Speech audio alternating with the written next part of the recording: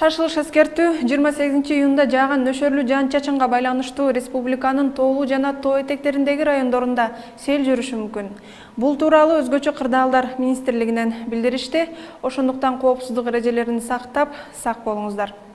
Бул жаан-чачындуу циклон эртең Борбор Азия өлкөлөрүнөн таркап кетет. Ошондуктан эртең көпчүлүк аймактарда асман ачылып, күн ысыйт.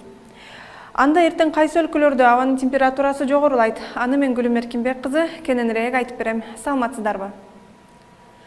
Кошуна жайгашкан Кытайдын Аксу шаарында эртең күндүн биринчи жарымында асман ачык болот. Түштөн кийин асманды булуттар каптай баштайт, бирок жаан жаабайт. Үрүмчүдө күнү бою асман ачык. Казакстанда да жаан-чачын күтүлбөйт. Борбор калаасы Астанада эртеден кечке асманды булуттар каптап турат, бирок жаан жаабайт. Алматада күн ачык болуп, кечинде асманды булуттар каптай баштайт. Өзбекстанда күн ысыйт, Фергана өрөөнүндө эртең менен пайда болгон булуттар кечке жуук таркап кетет. Ташкентте эртең менен күн ачылып, күнү бою ошол бойдон сакталат.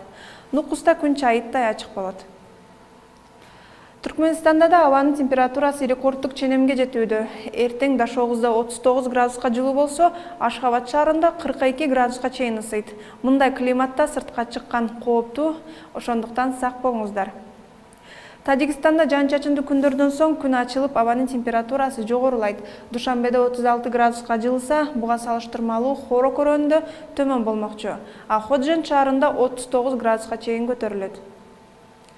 Кыргызстанда 30 июнда жаан-чачын күтүлбөйт. Батыштан соккон шамалдын ылдамдыгы секундасына 4-9 метрге чейин жетет. А 1 июлда түнкүсүн жаан-чачын күтүлбөйт. Күндүз Ысык көл, Нарын областарынын айрым жерлеринде жана кээ бир тоолуу райондордо өткүн өтүп, күн күңкүрөшү күтүлүүдө. Калган аймактарда жаан-чачын күтүлбөйт. Мына ушундай сиздер Кыргызстан жана ага кошуна өлкөлөрдөгү аба ырайы менен тааныштыңыздар. 11 каналдан кайрадан көрүшкөнчө.